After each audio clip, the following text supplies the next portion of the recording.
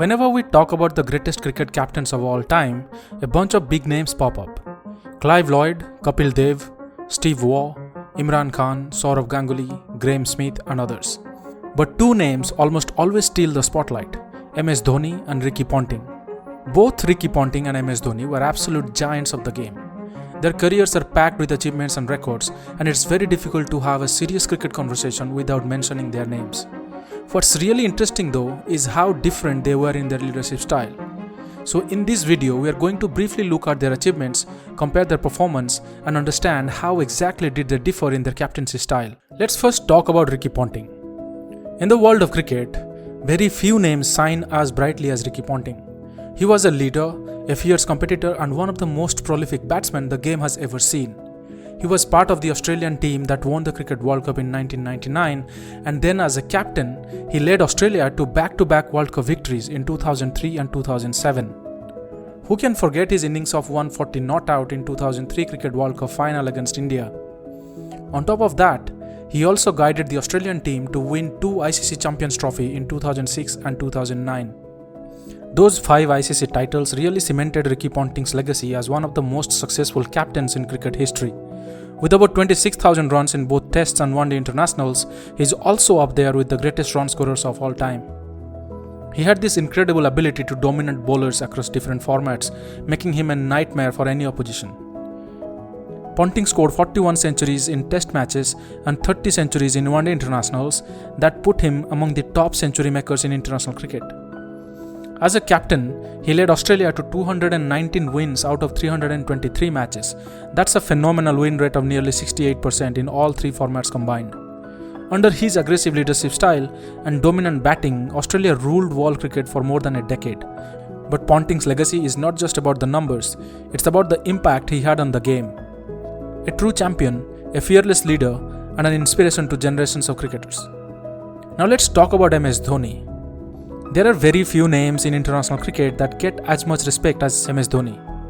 He wasn't just a captain, he was a game finisher and someone who totally changed the face of Indian cricket.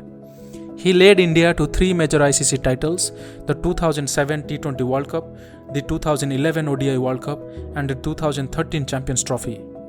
This makes him the only captain in history to win all 3. With over 10,000 runs in one-day internationals, Dhoni wasn't just a captain, he was a match winner. His calm under pressure personality and ability to finish games earned him the nickname Captain Cool. Under his leadership, India became the number 1 ranked test team for the first time ever and stayed a dominant force in world cricket for years. But all of this is just a glimpse of what these two legends achieved. In this video, my real aim is to do a comparative analysis and dig deeper into their leadership styles and explore what truly set them apart or brought them closer as captains. Both Dhoni and Ponting have impressive win percentages as captains, but their strengths lie in different areas. As a captain, Ricky Ponting's performance in tests and one-day internationals was statistically stronger. He had a 71.6% win rate in one-day internationals compared to Dhoni's 55%. Ponting led Australia in 77 test matches with a 62.3% win rate, while Dhoni managed a 45% win rate across 60 test matches. When you look at their individual performances as captains, there is a clear difference in the way they contributed with the bat. Dhoni scored 4,876 runs in 90 test matches at an average of 38.09. Ponting, on the other hand, played 77 test matches as captain and scored 6,542 runs at an impressive average of 51.51 in 140 innings. But in one-day internationals, the script flips. Dhoni actually has a better batting average as a captain. He scored 6,633 runs in 199 matches at 53.92 average, while Ponting scored 8,497 runs in 230 matches at 42.91 average. One reason for this contrast is their batting positions. Ponting batted in the top order, giving him more opportunity to score big. Dhoni usually batted at number 6 or 7, often came in under pressure and played the role of a finisher. His incredible ability to close out games meant he remained not out in many innings, which boosted his average. Despite batting in the lower middle order, Dhoni was ranked the number 1 ODI batsman by the ICC for 2 consecutive years in 2008 and 2009. This is something that speaks a lot about his consistency and impact. But here is the thing, While Ponting may have had the edge as a batsman, Dhoni was a wicket-keeping batsman who still performed like a specialist batter and won countless games for India under pressure. That's a rare skill set. Dhoni's first outing as a captain in Champions Trophy wasn't very great. India was eliminated in the group stage. But he bounced back in style, leading a young Indian side to victory in the 2013 edition and becoming the only captain to win all three major ICC trophies. When it comes to home conditions, their captaincy records are quite close, with Ponting just slightly ahead. In the end, both left an undeniable legacy and shaped the games in their own unique ways. Among these two players, it's very hard to declare one as a definitively better captain. Both MS Dhoni and Ricky Ponting were incredibly successful, but in very different ways. That said, a significant part of Ponting's success can be credited to the team he inherited. When he took over from Steve Waugh, he stepped into a side packed with legends, arguably the best bowling attack of that era.